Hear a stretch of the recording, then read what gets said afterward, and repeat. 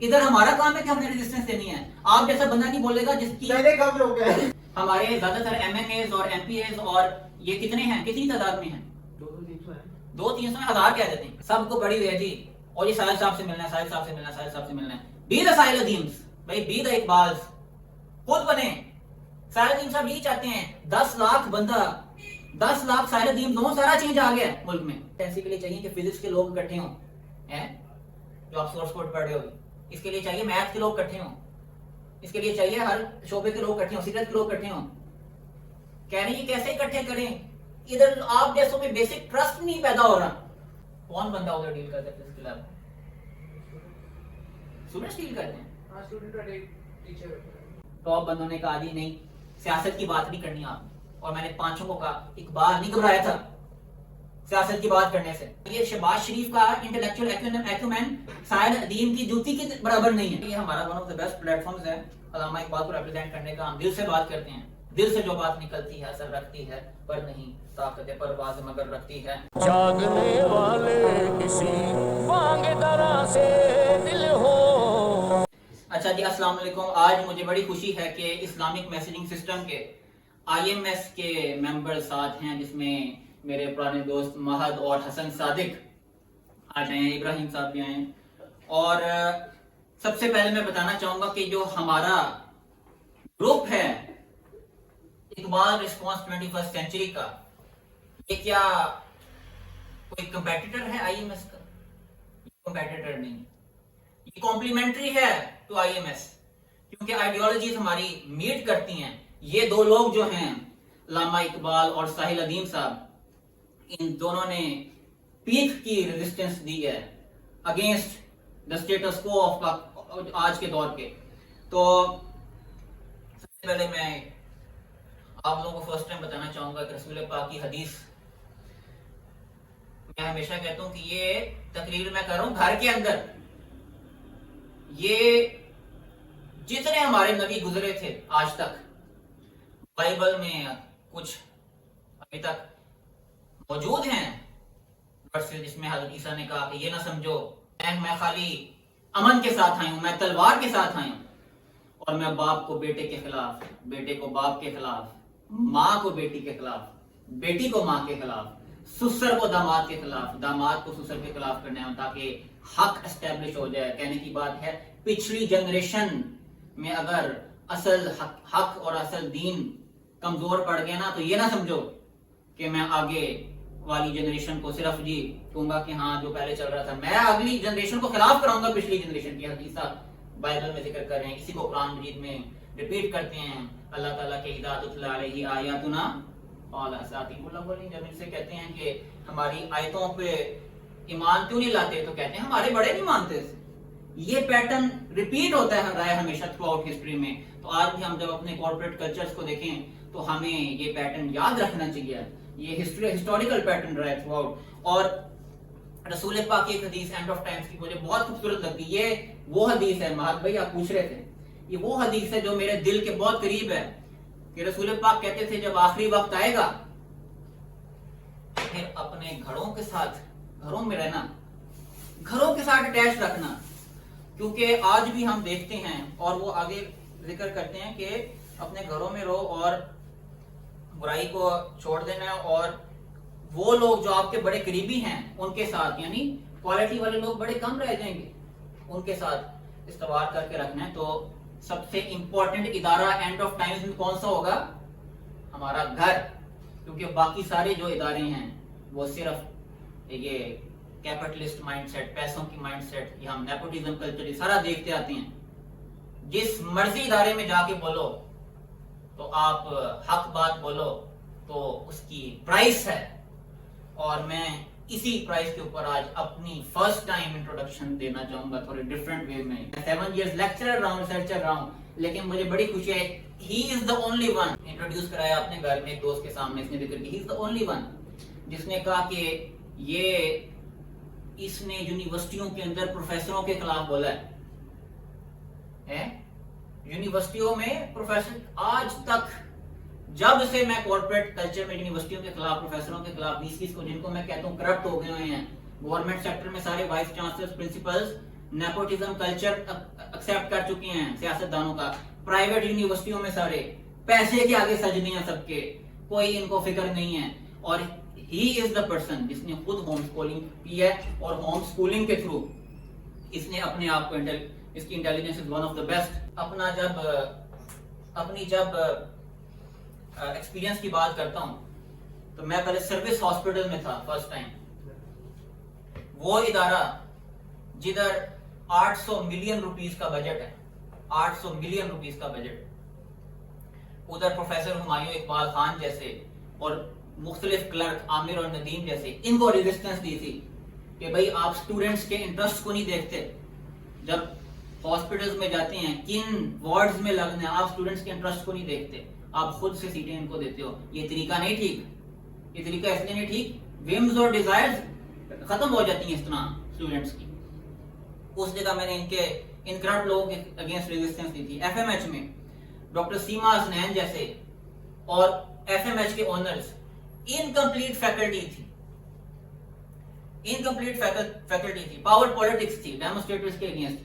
सारी हमारी ज्यादातर यूथ छोड़ के जाती है, असल वजूहत नहीं बताई जाती। एक एक इदारे में ये पावर पॉलिटिक्स एग्जिस्ट करती है, ये माइंडसेट एग्जिस्ट करती है। तो इन लोगों के अगेंस्ट किया था। 6-6 सीटों में एक सीट सिर्फ, 2-2 सीटें सिर्फ। ये बातें कोई मीडिया में नहीं दिखाएगा, ये कोई भी नहीं बताएगा। ये हमारे जैसों का काम है कि हमने ये बातें मंजर आम पे लेके आनी है। तो उधर ऐसे लोगों के against central park medical college में फिर गया, उधर गोस्ट फैकल्टी शो करते थे। अगर 10 बंदों की है, 10 बंदों की जगह है, तो दूसरे डिपार्टमेंट से इधर बंदा ले आया, जब विजिट हो रहा है किसी का तो उस टाइम शो कर दो जी फैकल्टी पूरी है। गोस्ट फैकल्टी के कॉन्सेप्ट्स पाए जा रहे हैं। इनसे बड़ी करप्शन क्या हो सकती है हमारे, ये भी प्राइवेट कॉलेज था, इसके अगेंस्ट रेजिस्टेंस थी। UH university of health sciences में एसन वेटेड फॉर इलीगल अपॉइंटमेंट, खुद मेरिट पे नहीं है। इधर पावर पॉलिटिक्स, बुलिंग और नेपोटिज्म का कल्चर। एंड पे डायरेक्ट कह रहे हैं भैया आपका कोई किसी एमएनए एमपी से सिफारिश है तो फिर रखेंगे वरना नहीं रखेंगे। डायरेक्ट कह रहे हैं, यहां तक बात है। फिर अपनी यूनिवर्सिटी में इधर मेरे अबू भी गुजरे, इधर भी रेजिस्टेंस थी। नियाज अहमद जैसे, मुजाहिद कामरान जैसे ये, और फिर इनका देखा देखी मेरे अबू भी, महमूद सलीम साहब भी, शाहिद मुनीर, फजल अली, ख्वाजा जैसे लोग, इन सारों की माइंडसेट भी उस चली गई कि जी जो बंदा बड़ी कुर्सी से है बस उसकी बात माननी है। फिर मैं कॉन्टेक्ट इंटरनेशनल गया। ये 1 बिलियन 1 अरब रुपए का इदारे, ये पिछले सारे इदारे 2-2 अरब रुपए के इदारे हैं। मैं कह रहा हूँ इन इदारों को रेजिस्टेंस देना हमारा काम है। कि इधर मैडम मरियम, डॉक्टर अदील जैसे एज सुपीरियरिटी कॉम्प्लेक्स, कोई 2 साल एक्सपीरियंस में ज्यादा है, कोई 2 साल एक्सपीरियंस में ज्यादा है, किसी जैसे बताओ मैं सारी बातें, 2 साल एक्सपीरियंस में ज्यादा है, उनका एटीट्यूड पैसों के ऊपर, इसके ऊपर आपको एरोगेंस दिखाना है, उस बेसिस पे ओनर खिलाफ नहीं था, लेकिन हमारी बीच के डॉक्टर 1 साल एक्सपीरियंस ज्यादा है तो उस पे आपसे नहीं बन रही। और एंड पे घर को भी, घर ये सारे जो गवर्नमेंट सेक्टर में नेपोटिज्म का कल्चर और प्राइवेट सेक्टर में पैसों के आगे सजते हैं, ये कल्चर हमारे घरों में फैलते हैं। और हमारे घरों में भी आइडियोलॉजीज हम उधर से डेवलप करते हैं, अपने अबुओं को देख के, अपने माँ बाप को देख के। लेकिन हम कभी ये नहीं देखते कि भाई इनके रेफरेंस क्या थे। हम आज तक की हसन के साथ बात करते, ये नहीं पूछते आपकी तनख्वाहें कितनी है, आप हमारे साथ शेयर क्यों नहीं करती है, आप हमारे साथ इस्लामिक इनहेरिटेंस की बात क्यों नहीं कर सकते, आप हमारे साथ अपने सबसे स्ट्रॉन्ग रेफरेंसेस क्यों नहीं शेयर कर सकते। एक क्लर्क बैठे किसी इदारे में, उसको आपकी तनख्वाहों का पता है, लेकिन आपके बेटों के साथ नहीं एस्टेब्लिश आपने किया थी। तो फिर इसी तरह घर डिवाइड होते हैं। और वही डिवाइड माइंडसेट, ये सारी जो डिवाइड की माइंडसेट है, जो मैं कहता हूँ ना पावर पॉलिटिक्स के लफ्ज हैं, ये पैसों के आगे सजदे के लफ्ज हैं, कैपिटलिस्ट माइंडसेट, ये सारी एथिस्टिक माइंडसेट्स हैं, डैरियों की माइंडसेट है। हाथ बेजोर हैं, इल्हाद से दिल खूगर हैं, उम्मती बारी से रुसवाई पैगंबर हैं, ये अल्लामा इकबाल प्रेडिक्ट कर चुके थे। साहिरुद्दीन साहब भी रेजिस्टेंस दे रहे हैं, ये ना समझिए कोई नई चीज कर रहे हैं। और इस साल मैं किसी जगह जॉब नहीं की, मेरे भी नॉर्मन फिंकरस्टीन से भी डिस्कशन हुई थी, उन्होंने भी कोई जॉब नहीं की थी किसी जगह पिछले 10 सालों से। क्यों? फलस्तीन की फेवर में बोल रहे थे, कोई जॉब नहीं की उन्होंने, लेकिन अपनी चीज से नहीं हटे। ये जिंदा लोग हैं, इन्होंने रेजिस्टेंस की थ्रू आउट। तो कहने की ये बात है, 7 साल पहले मैं अपने आप को डिस्क्राइब करता था एज लेक्चरर, एज रिसर्चर इन इदारों में, लेकिन मेरे ख्याल में जब से वादा का इशू हुआ है, अब हमें अपने आप को डिस्क्राइब करना चाहिए कि 7 years ऑफ रेजिस्टेंस थी ये, और हमें यही रेजिस्टेंस चाहिए। इसी का पैगाम इकबाल देते रहे और इसी का पैगाम अब साहिल साहब दे रहे हैं। और इस साल मैंने किसी कॉर्पोरेट इदारे में काम नहीं किया, सिर्फ एक इदारे में जरूर किया है जिसका नाम यूट्यूब है। कौन सा इदारा? यूट्यूब भी कंपनी है, एक प्राइवेट कंपनी है।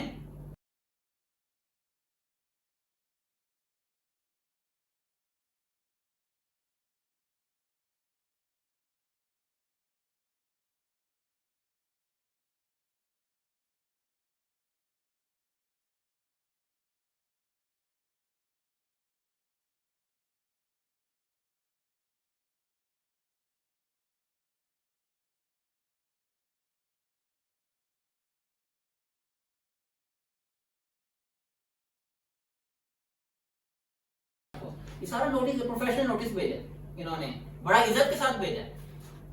हमारे जितने भी इकबाल के सारे ग्रुप्स हैं, ये सिर्फ घर में ग्रुप हमारा यूज कर, जितने भी हैं ज्यादातर फेक हैं, जिस तरह हमारे कॉर्पोरेट इदारे फेक हैं। असल इकबाल बता नहीं सके आज तक वो लोग। असल इकबाल की बात करो तो ये $36 बिलियन कंपनी में भी 5-10 एम्प्लॉइज हिल जाते हैं। नॉर्मन फिंकरस्टीन जैसे आ रहे थे, हैरी फियर जैसे आ रहे थे, जेफ स्प्राग जैसे आ रहे थे, हसन सादिक जैसे आ रहे थे।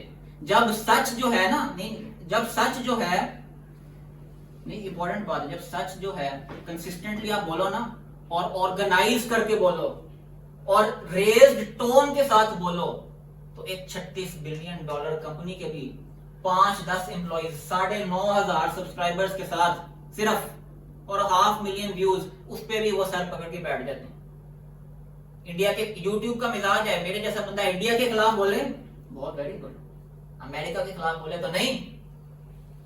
मैं इनके शेख को बड़ा खराजे तहसीन पेश करूंगा इस चीज के ऊपर।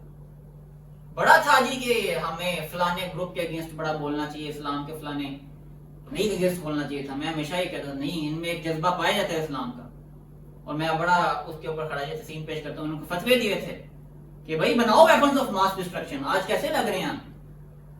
बिल्कुल सही फतवे दिए थे सारे, बिल्कुल सही फतवे थे। क्योंकि अब जब हम इजराइल को देखते हैं आज के दौर में, सबसे ज्यादा खतरा किन मुल्कों का इजराइल को? इजिप्ट के साथ नहीं पंगे लेता, और जी वो हमें सारे मेन स्ट्रीम मीडिया बताते हैं जी, और जी वो इजिप्ट के साथ ही पीस डील हुई थी। इजिप्ट के पास वेपन्स ऑफ मैस डिस्ट्रक्शन पड़े हुए हैं, nuclear weapons of mass destruction कहलाता है। असल इजराइल का डर इधर है, और वो फतवे उन्होंने बिल्कुल ठीक दिए थे, मान लेने चाहिए थे। उल्टा जेलों में बंद करते हैं लोगों को।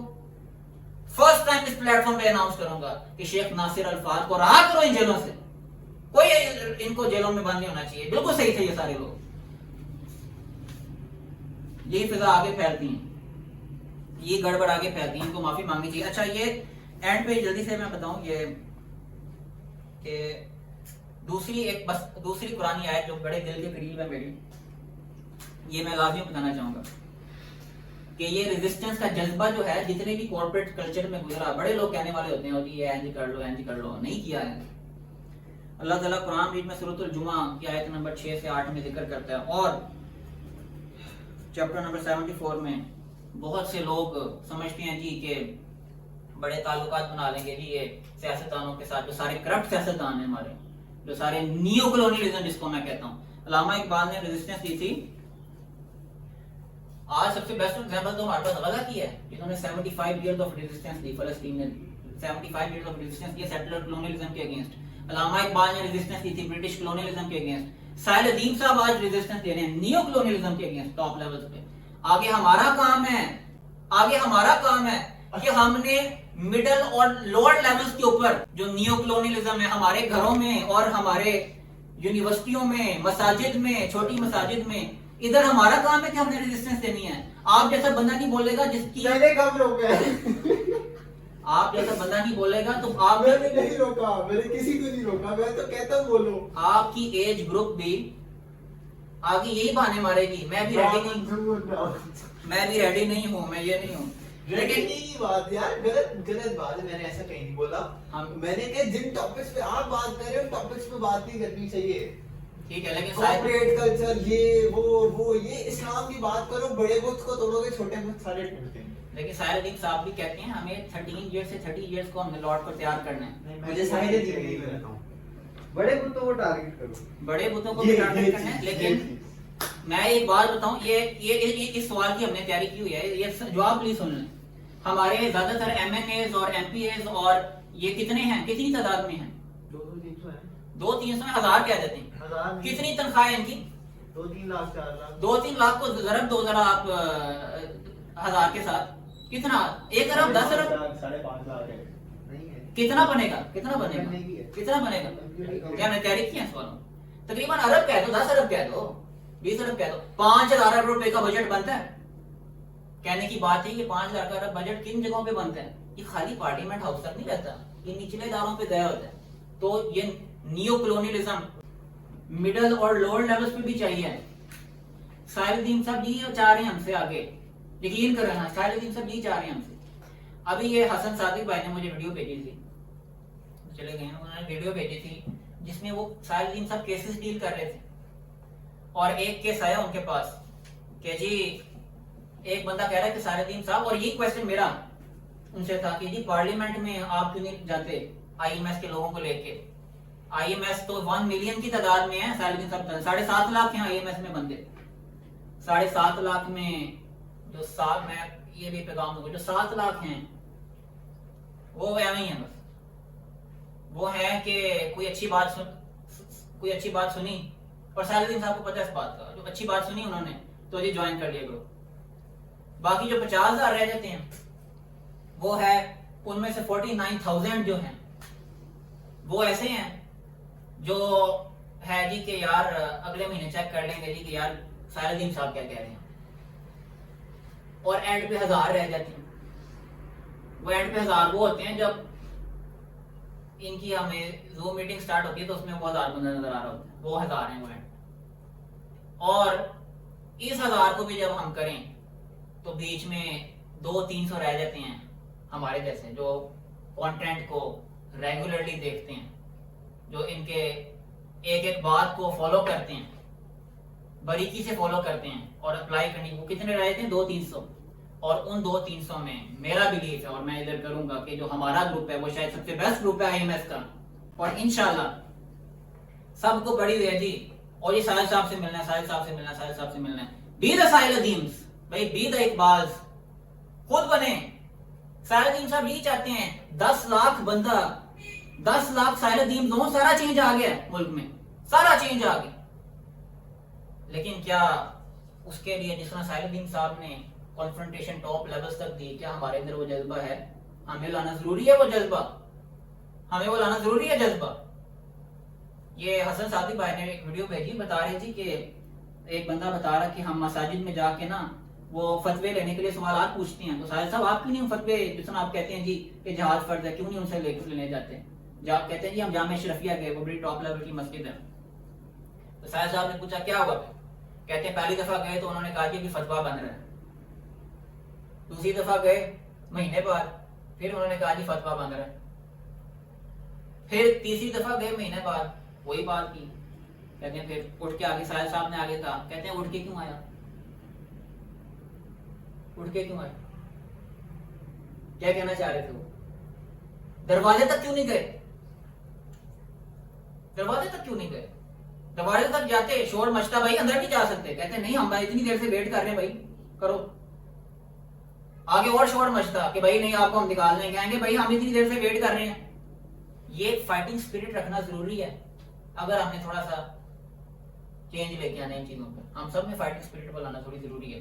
ये होते हैं मामला। अभी हसन भी गया, हसन से मैंने पूछना था, मैंने कहा कि लास्ट टाइम फिजिक्स की लैब में आप यूनिवर्सिटी ऑफ मैनचेस्टर में फिजिक्स की लैब को भी गए? कहते नहीं। मैंने कहा किस तरह का फिजिक्स का इंटरेस्ट है?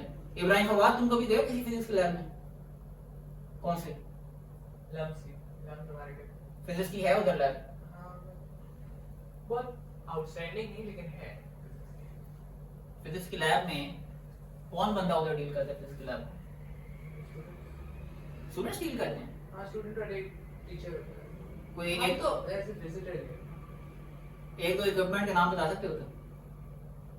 हाँ, तो उन्होंने हमसे ये एक्सपेरिमेंट कराया था, ग्रेविटेशन का जो कांस्टेंट है ना, उसको डिराइव करवाया था। Screw gauge vernier calliper. लेकिन वो थे तो नहीं ना, मैं बता रहा हूँ कि हमें हमसे क्या करवाया।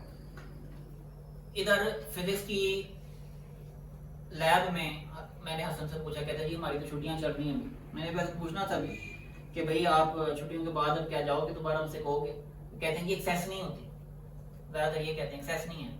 ये भी आप बता रहे हो, कोई आपको एक्सेस नहीं है इंस्ट्रूमेंट यूज करने की उधर, ठीक है ना? उन्हें कोई इंस्ट्रूमेंट यूज करने दें, हमें नहीं करने देंगे। अभी बता रहा हूं नहीं करने देंगे, फिर क्या कहना है आप? तो कह रहे हो मैं विजिटर के तौर पे जा रहा हूं, क्या कहना है फिर आप? ये वो यूज तो नहीं करने देंगे, हमारा बड़ा तगड़ा होता। नहीं करने देंगे, क्या कहना है फिर? उन्हें कोई इंटरेस्ट है मुझे इसमें, मेरा हक है इसको यूज करना। इंस्ट्रूमेंट पकड़ो, सारे उठ के आएंगे, फिर आगे बताओ हमें कि भाई मैंने पूरा एफर्ट की थी, हमें लैब में इक्विपमेंट नहीं यूज करने देते ये लोग। मेरा फिजिक्स में इंटरेस्ट था, ये लोग यूज नहीं करने देते इक्विपमेंट। यूज करना दूर की बात है, हमें तो बाहर से इक्विपमेंट मंगाने चाहिए इधर। साहिल अदीम साहब ये बात बता रहे हैं आपको, इब्राहिम फवाद साहब आपके लिए ये बातें हैं। कहते हैं वो कि भाई मेरा जो सवाल था जी पार्लियामेंट हाउस तक लेने लगे, उन्होंने जवाब दिए एक जगह। कहते हैं मैं कैसे लेके जाऊं जब कॉम्पिटेंसी नहीं है लोगों में। उधर जाकर उल्टे सीधे सवाल लोग पूछेंगे आपसे, हैं वो भाई हमें तो एक्सेस नहीं, आप एक्सेप्ट कर लेते हो चीजें। वो आप जैसा बंदा जाएगा उधर, उसे उल्टे सीधे सवाल करेंगे आपसे पार्लियामेंट हाउस में, वो आप चुप करके आ जाओगे, भाई इजाजत नहीं है, यही होगा ना? तो कह रहे हैं वो इसके लिए कॉम्पिटेंसी चाहिए। मैं होगा मेरे साथ आईएमएस की टीम अगर जा रही है तो भाई इनका इंटेलेक्ट आपसे 100 गुना ज्यादा है। वो इस चीज से उनको हम मतलब इस चीज से उनको हम पीछे करेंगे। वो कह रहे हैं कॉम्पिटेंसी मैं किस तरह डेवलप करूं? इस कॉम्पिटेंसी के लिए चाहिए कि फिजिक्स के लोग इकट्ठे हों, हैं जो आप सोर्स कोड पढ़ रहे हो। इसके लिए चाहिए मैथ के लोग इकट्ठे हों, इसके लिए चाहिए हर शोबे के लोग इकट्ठे हों, सीक्रेट के लोग इकट्ठे हों। कह रहे हैं कैसे इकट्ठे करें? इधर आप जैसों में बेसिक ट्रस्ट नहीं पैदा हो रहा। ये उन्होंने बात की थी, ये हसन भाई ने की वीडियो बड़ी अच्छी भेजी। आपकी एज ग्रुप में बेसिक ट्रस्ट नहीं डेवलप हो रहा। कम्युनिकेशन का जो हम भी बात करते हैं उसी पे कर रहे हैं, ठीक है ना?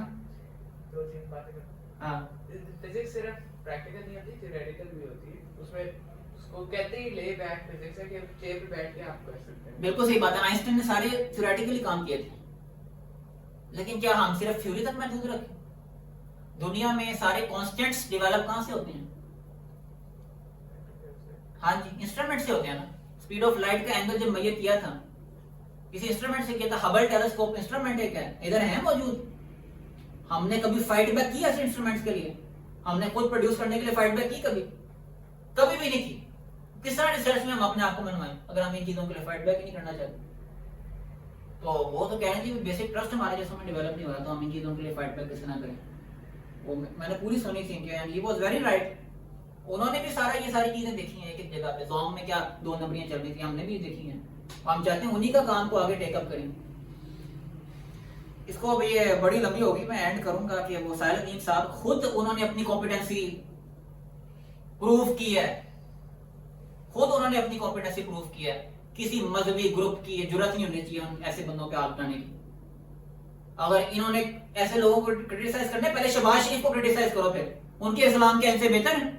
ये इन पे इसलिए करते हैं क्योंकि हमारे जितने मजहबी ग्रुप हैं बिके हुए हैं हुकूमतों के हाथ, बिके हुए हैं हुकूमतों के हाथ। इसलिए ये सिर्फ मजहबी लोग जो हैं एक आइडेंटिटी में एक दूसरे के खिलाफ बोल रहे होते हैं, देवबंदी, बरेलवी, अहले और सालदीन को गलत टारगेट कर रहे होते हैं। किसी की जरूरत नहीं है। ये शहबाज शरीफ का इंटेलेक्चुअल एक्यूमेन साहिल अदीम की जूती के बराबर नहीं है, मरियम नवाज का उसके बराबर नहीं है, अलामा इकबाल के बराबर नहीं है इन लोगों का इंटेलेक्चुअल एक्यूमेन। तभी हमारे जैसे बहादुरी से बोल सकते हैं। मैंने इतनी इकबाल की फाउंडेशन देखे हैं, ये यंग इकबाल स्कॉलर क्लब है, इकबाल एकेडमी ऑफ पाकिस्तान है, जो ताई में ये भाई साहब हैं, फिक्र इकबाल फाउंडेशन जिसको मैं अभी कर रहा हूँ। 2 बंदों के नाम लिए, मरियम नवाज की, हमजा शहबाज शरीफ की, रिकॉर्डिंग पड़ी उसकी। 5 फिक्रे इकबाल के, मैं इसी प्लेटफॉर्म पे बता सकता हूँ 5 फिक्रे इकबाल फाउंडेशन के टॉप बंदों ने कहा जी नहीं, सियासत की बात नहीं करनी आपने। और मैंने 5 को कहा इकबाल नहीं घबराया था सियासत की बात करने से। उसने तो यूरोप को कन्फ्रंट किया ब्रिटिश कॉलोनियलिज्म को कन्फ्रंट किया। आप कौन होते हो सियासत की बात में? फिर कुछ लोग कह रहे हैं कि नाम नहीं लेने आपने किसी के। मौलाना जफर अली खान फाउंडेशन में ये तकरीर थी, उनके हेड खालिद महमूद साहब कह रहे हैं जी ये आपकी नहीं, आपने ये बात नहीं करनी थी। ये हालात है हमारे कॉर्पोरेट कल्चर के। ये है सारे इकबाल की भी फेक चल रही है, हालांकि इन लोगों का नॉलेज ज्यादा है जो इन जगहों पे, नदीम साहब जैसे बड़े, लेकिन वो जज्बा नहीं है।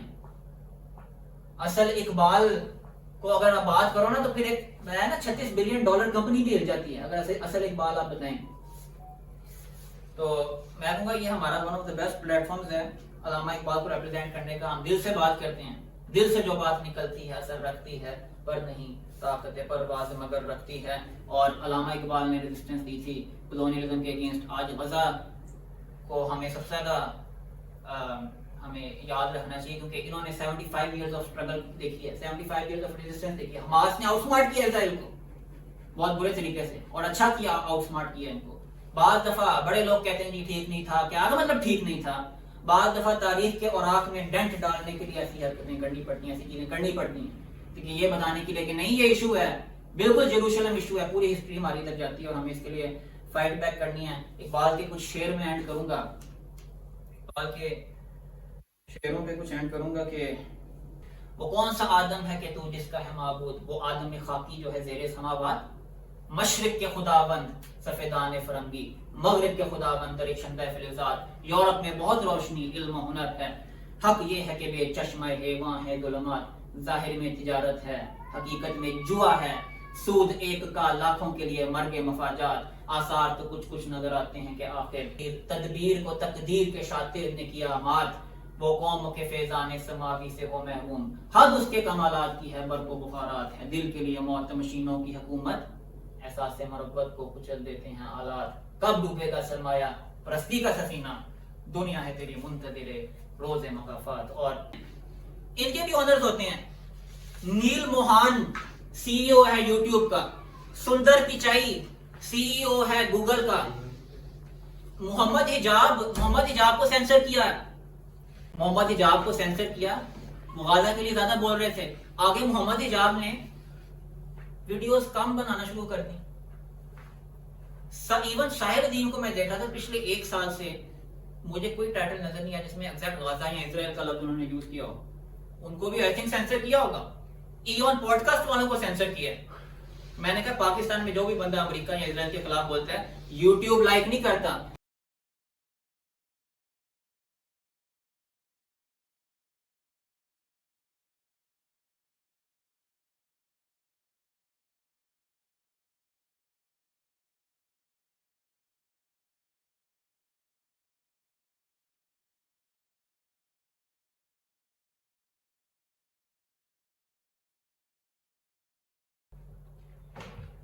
मैं इन सब से कहूंगा, और आगे मैं भी ये देख रहा हूं दूसरे प्लेटफॉर्म्स देखें। रशिया का वीके प्लेटफॉर्म बहुत अच्छा प्लेटफॉर्म है, आरटी न्यूज को बैन किया, आरटी न्यूज गया उधर, 1 लाख से ऊपर सब्सक्राइबर्स हैं, ठीक है, उन्होंने भी वही चीजें अप्लाई की हैं।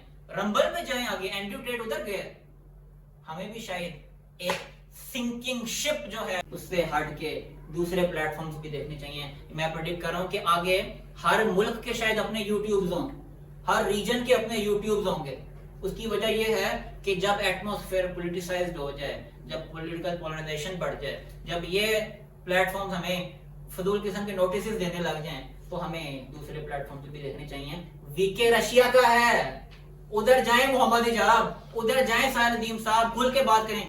हमारे जैसे कंटेंट क्रिएटर्स भी उधर जाएं, जितने ज्यादा उधर जाएंगे उतनी एक जो शिप सिंक कर रही है उसको सिंक होने दें, हम दूसरी शिप्स को ऊपर पड़ेंगे यहाँ पे। लेकिन कभी फाइट बैक से रुकना नहीं चाहिए, इन सबको उधर जाना चाहिए। इस तरह खत्म करते हैं। अल्लाह हाफ़िज़।